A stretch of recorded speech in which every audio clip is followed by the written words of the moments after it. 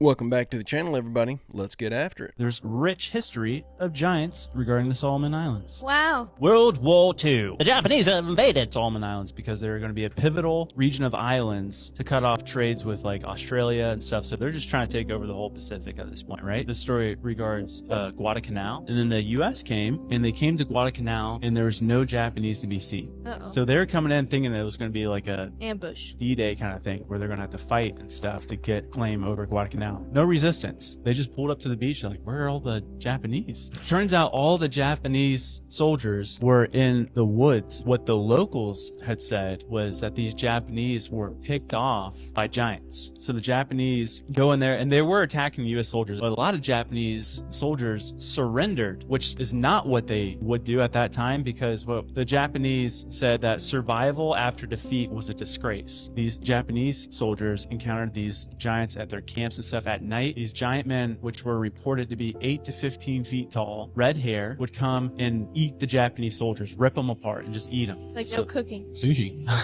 I find it interesting that all these stories about giants that you get all have the same details, like the red hair, 6 fingers, 6 toes, living in caves, cannibalism. This is definitely one of those situations where a bunch of stories with coincidental details makes me start thinking maybe those aren't coincidences. This is one of the greatest failures of American physics, which is probably dramatic, but there is a $21 billion worth hole in Waxahachie, Texas that was supposed to be the site of the world's largest particle accelerator, the Superconducting Super Collider. It's a crazy story of how the world's largest particle accelerator project was just like abandoned. So they spent $2 billion building it, digging the hole, got like 14 miles worth, and then just had to stop. So the hole's still there. It's called the Desertron, which is perfect for a failed superconducting super collider that was deserted. It was supposed to be over 55 miles long or something. They made it 14 miles in, and the 2,000 people working on it, 200 of which were scientists who had spent their life building up to this moment, had just stopped. They had to stop.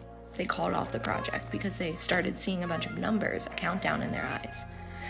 Not actually, it was really just Congress's fault because Congress refused to keep funding the project because they're like, oh wait, it's actually gonna cost even more than this. After they had spent $2 billion, they're like, oh man, we're gonna have to spend like $12 billion more, and we already got one science project going on, that's too much. They were working on the International Space Station at the same time, you know, space race vibes. So they couldn't commit to 2. Overcommitment issues. So they called it off. Too much science. The largest particle accelerator in the world right now, the LHC, is in Switzerland. This would have been game-changing. There was a whole defund superconducting super collider project, or they wanted to, you know, decelerate it. And it worked. They stopped. The aliens won. The project was officially suspended in 1993, and they just filled the hole, the 14 miles worth, with water. From the outside, it looks like just an office park, but inside that building are portals to the underworld, or just drowned tunnels. So this makes me think of 2 different things. One, what is the significance of that area? Because we've discussed many times on this channel about the significance of CERN and the location of the Large Hadron Collider. It does not appear that they just chose that location at random. There's some significance to why they chose that specific spot to build the LHC. So I'm curious if there's some significance to where they were going to build this one in the United States that we're not aware of. And second thing that it makes me wonder about is, did they tunnel into something they weren't expecting? Like a large cavern full of ancient artifacts or something like that. I'm pretty convinced at this point that all of these alien crafts and stuff are coming from underground or under the water. So did they accidentally tunnel into a base of some sort? There's a lot of questions that pop up in my head in regards to this clip, because although it's fairly common for the U.S. to invest tons of money into these military installations and then call them off and leave them abandoned, a project of this scale, knowing what they could have used that for, it doesn't make sense to me that they would just walk away and abandon it. It just doesn't add up. It doesn't make a lot of sense. Hey, if you're enjoying this video and you like this kind of content, it would be awesome if you'd hit that subscribe button and come back in a couple days to join me.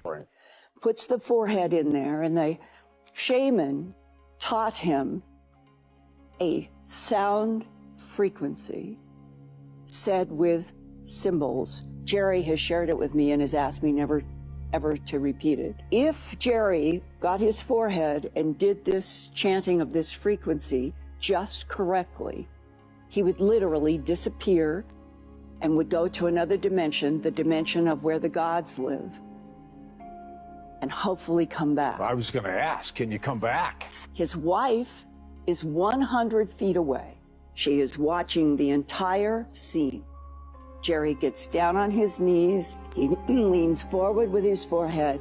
He puts it in the rock. Many, many times he says this frequency.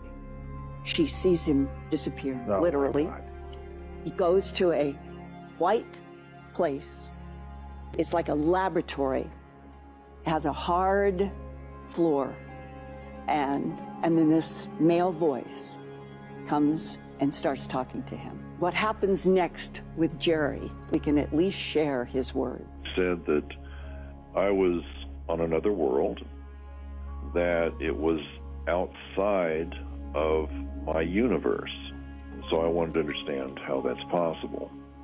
And he says, well, there are many universes, and you've just passed from yours into ours.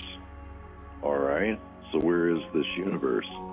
He said, it wouldn't do me any good to even try to explain it to you. I asked him how I'd gotten there.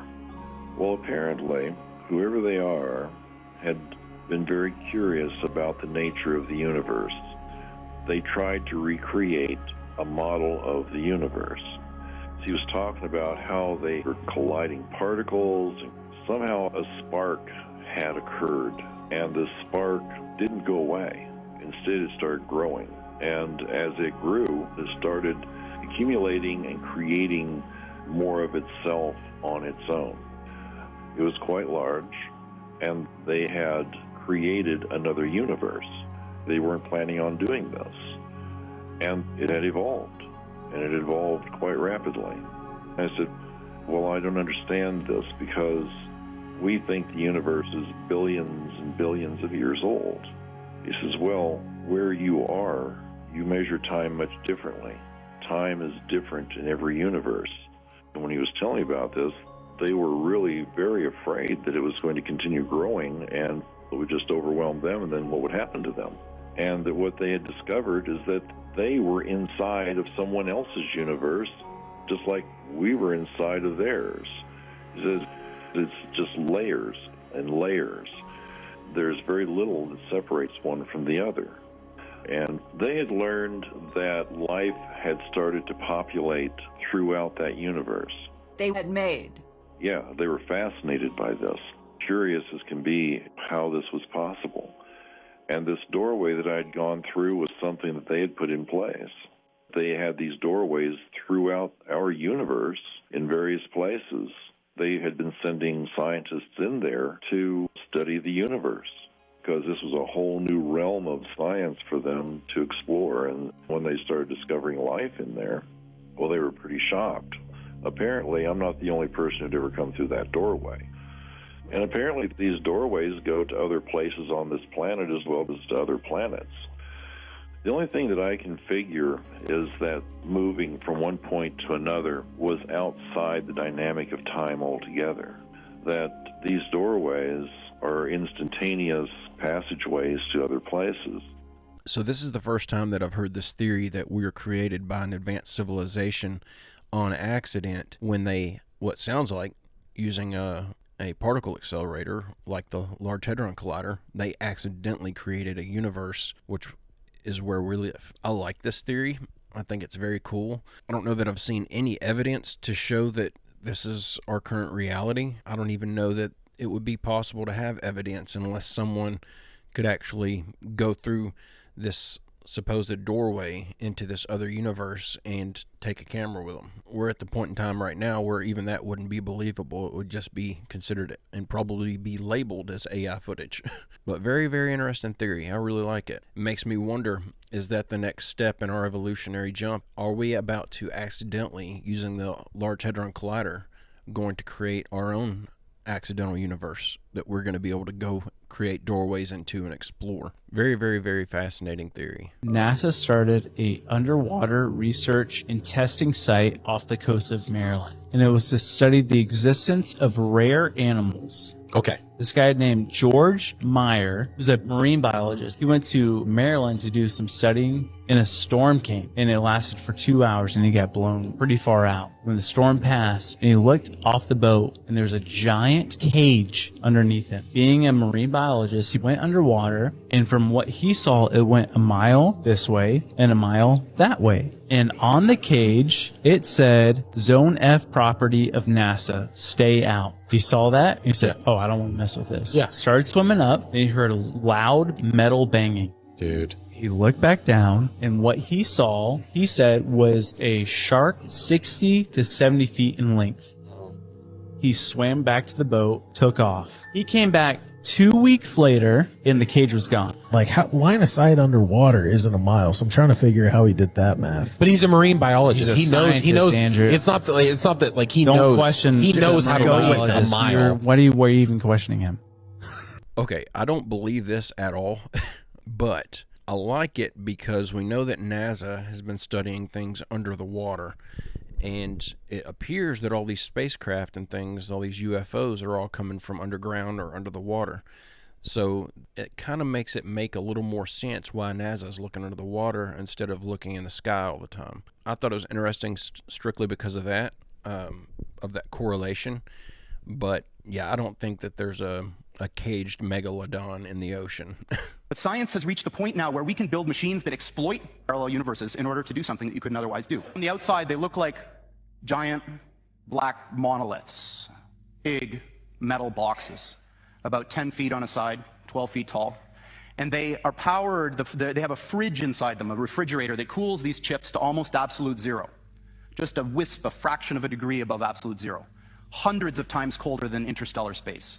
Amongst the coldest and most isolated and extreme conditions that humans have ever been able to engineer.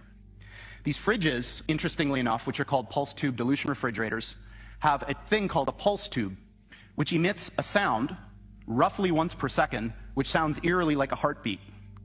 So if you have the opportunity to stand next to one of these machines, it is an awe-inspiring thing, at least for me. It feels like an altar to an alien god. They really are impressive machines. At the heart of this big box is a tiny chip about the size of your thumbnail. And on this chip resides all of the wonder and magic that makes this thing go. I'm not going to describe in any mathematical detail how it all works, but let me give you an analogy. In quantum mechanics, there's this concept that a thing can exist in two states which are mutually exclusive at the same time, quote unquote. And I'm using those words because the English language was developed before we had concepts to describe what these things actually are doing. Imagine that there really are parallel universes out there, and now imagine you have two that are exactly identical in every respect, all the way out to the horizon as far as we can see, down to the last little atomic detail of every single thing, with only one difference. And that's the value of a little thing called a qubit on this chip, which is a contraction of quantum bit. And that qubit is very much like a bit or a transistor in a conventional computer. It has two distinct physical states, which we call 0 and 1 for bit.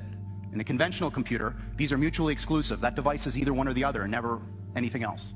In a quantum computer, that device can be in this strange situation where these two parallel universes have a nexus, a point in space where they overlap. And when you increase the number of these devices, every time you add one of these qubits, you double the number of these parallel universes that you have access to, until such time when you get to a chip like this, which is about 500 of these bits, you have something like 2 to the 500th power of these guys living in that chip. So the way I think about it is that the shadows of these parallel worlds overlap with ours. And if we're smart enough, we can dive into them and grab their resources and pull them back into ours to make an effect in our world. Now, this may sound very odd to you and bizarre, and in fact, I am using language that a normal theoretical physicist probably wouldn't use, but this is, what I'm telling you is absolutely correct and in line with the way that these things actually work. We've been doing this for some time now, and in fact, we have our own version of Moore's Law. The doubling of the number of these qubits on the chip has happened once a year for the past 9 years. So for the last 9 years, every year, the number of these qubit devices has doubled, and it will continue to do so. As a point of reference, in terms of how fast these things are, in one generation of chip, the one from the system that was installed at USC to the one that Google and NASA have now, the speed of the device went up by almost 500,000. This is the kind of progress that you're going to see with these types of machines going forward. And 500,000 sounds like an abstract number, but I put up a little mental comparison here to see what 5,000 really means. 500,000 is a big number when it comes to speed. It feels like an altar to an alien god. They really are impressive machines. It feels like an altar to an alien. This is just scary whenever you look at how fast the jumps are that they're making year over year. And then you factor in that someone's going to put AI on this thing. Someone's going to commingle AI with this quantum computer. And who knows what's going to happen then. I think this is just another example of science running at a breakneck pace towards something that they have no idea what the consequences are going to be. In Peru, there's this village, and they've been terrorized by this. They're calling it face peeler. Oh my gosh. They said that they're 7 feet. They don't walk. They float through the wood. A little girl was taken by them. Stop. And they were able to chase them off by shooting at them in the trees and stuff. Got the girl back, and she had cuts all around her neck. Like they were But she about was to okay? peel. Yeah, but she was like in shock. Yeah, I can imagine. But then in the ocean, they pulled this dude out of the water. No skin, no Healed. muscles. It was just spine and skull. So now the government's getting involved. Oh no. But the government is saying it's illegal miners in Peru. peeling people's faces off? But they're saying like, well, what about them floating? Well, they have jetpacks. Wow, come on. What? Everyone in Peru's like, no, they don't. They said that they're doing that, like they're trying to pretend to be aliens. Oh, okay. To scare off these villagers so that they can go in there and mine for their gold and stuff. I don't know what sounds more far-fetched here. The idea of face peelers or the government's explanation on what's actually going on. Yeah, I don't think a guy in a jetpack is going to be landing up in a tree, and I certainly don't think that just to scare people off, they would be peeling people's faces off. There's certainly something else going on there. We'll come right back to this. I thought everybody was capping when they were talking about this, but I had to look it up myself. Bro, they're actually serious. That's crazy. No, because I just made a video about how you can get called back within your 8-year obligation. Regardless of what you got going on, you have an 8-year obligation. But now they're calling back the retirees? Oh my, because you really need to think about it. Why are they calling the retirees back? What is about to happen? What's going on? I don't know what we got planned, but the fact that they're calling retirees back is kind of mind-boggling. I'm thinking about all kinds of things that could happen. They're recalling the retirees. You heard them. They're recalling the retirees. Why? Why would they do such a thing? Behind me you see Putin doing a candlelight visual for the attack in Moscow. Now if you don't know, all night last night, Ukraine was being bombed. They sent 14 bombers into the air. And guess what? Right now, they sent 26 more in the air. So we're waiting for something big to happen right now. And these were some of the people who went underground in Kyiv to try to stay safe. And what happened was there was one bomb that went into Poland and back out. And this was in Ukraine last night. So basically they were firing upon NATO borders, basically almost. If it wasn't for it turning back into Lviv, I believe, then it'd already be like flat out victory. So what's going on with Russia right now? Well, the US Embassy in Moscow is dismantling their cooperation with the Russian government about the terror attack. And all terror attacks, it's the terror division. And this right here is actually a shopping mall in Moscow just about 2 hours ago that's evacuating because of terror threats. Y'all, this will not end well. So remember, I mentioned that missile that went into Poland and turned around. Well, the head of Poland's National Security Bureau literally said that they better start shooting down everything in the alliance's airspace, which is looking like NATO is at war. Speculation alleged, in my opinion. Quick details of what Russia has heading to Ukraine right now. And now we have none other than France and Macron themselves doing a national emergency in France. This being their reasoning. But if you remember correctly, Macron sent 2,000 troops to fight in Ukraine for Ukraine, which literally means we have an open NATO ally openly fighting Russia. More on that can be found here. So again, why are they recalling retirees? I guess it's anybody's best guess. All eyes on Ukraine. Here's your friendly reminder to not sign up for the U.S. military, because then it's not your life anymore. They own you. You can't even retire. Even if you get out, they can call you right back into it. If they're spiritual beings, which I believe they are, like, it's a binary. They're either, you're on team good or team bad. You can assign any name to it you want, but, like, what are these things? Are they good or bad? And I think some of them are bad. And if the U.S. government knows that, or elements, the people within the U.S. government know that, then, then they're serving a bad force. And well, when you say spiritual, like what makes you draw that conclusion that they're spiritual? What's the obvious? I mean, spiritual may be the wrong word. Supernatural. They're beyond nature as we understand it. I mean, obviously they are. I mean, just chart their physical behavior. It doesn't, it goes outside of what we understand about physics. No visible means of propulsion, coming at indescribable speed, hitting the ocean, continuing at speeds that are impossible undersea.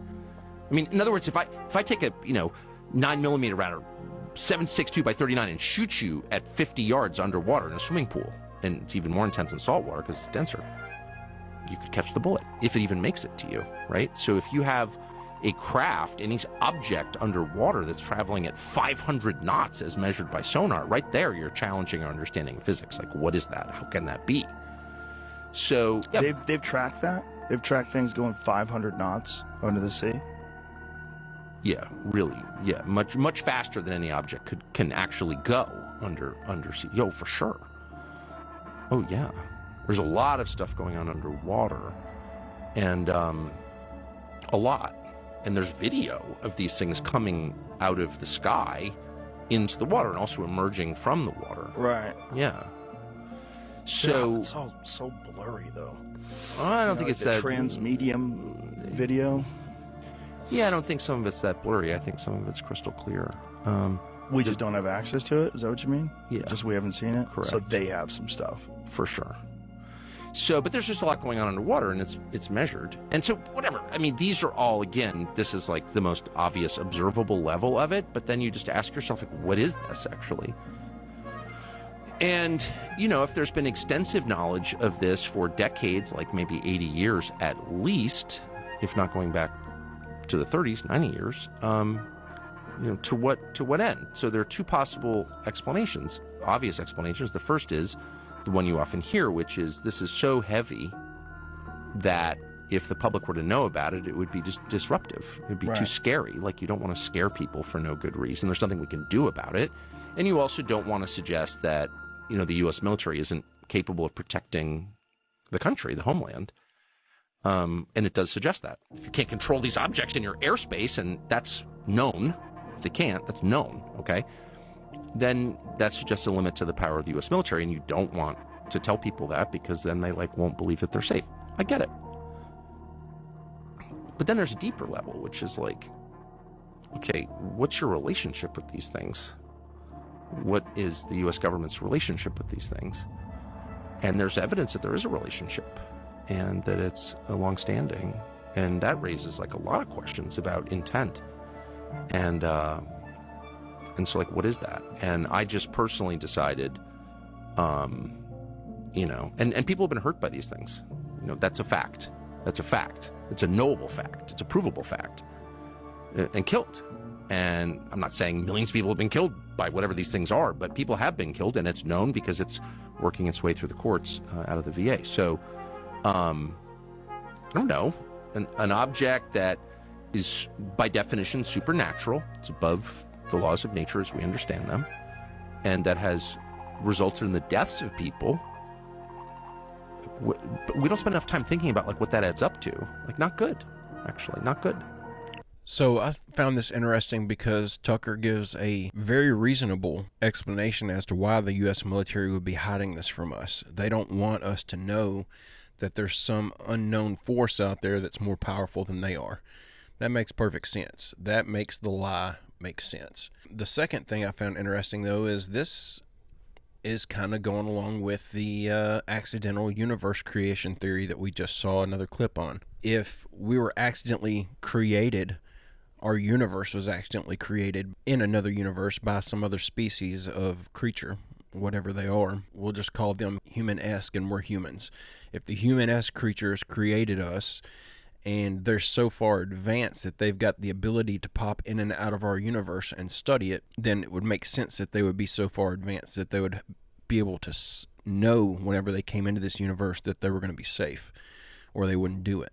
So they would have to be able to maneuver or outmaneuver and outpace us at every turn. So it does add up. It makes sense. Again, I'm not convinced that that's the current reality of the situation that we're going through, but that's one of the best explanations I've heard as far as what these things are, how they got here, why they're here, and why we're being lied to about it. It all that adds up. So I just thought that was very fascinating. But guys, I'm going to go ahead and leave the video right there. I do have a couple announcements to make. We filmed our first episode of the podcast yesterday. I need some name suggestions for the podcast. I do not know what we're going to call it yet. I'm going to announce right here, right now, if you name the podcast and we choose to go with the name that you suggest, I will send you the first 3 podcast apparel items that we create. So if it's a shirt, a hat, a hoodie, whatever it is, the first three podcast merch items that we create, I will send it to you for free as a thank you for helping us name the podcast. So throw your suggestions in there. We're looking for that golden idea. The podcast is not live yet. We just filmed it yesterday, and we're going to get a few episodes filmed before we start releasing them. That way everyone's not having to wait like a week or 2 before the next episode comes out. But other than that, guys, I will see y'all in the next video. So I hope everybody has a great, safe, fantastic rest of your evening, and I will see y'all next time.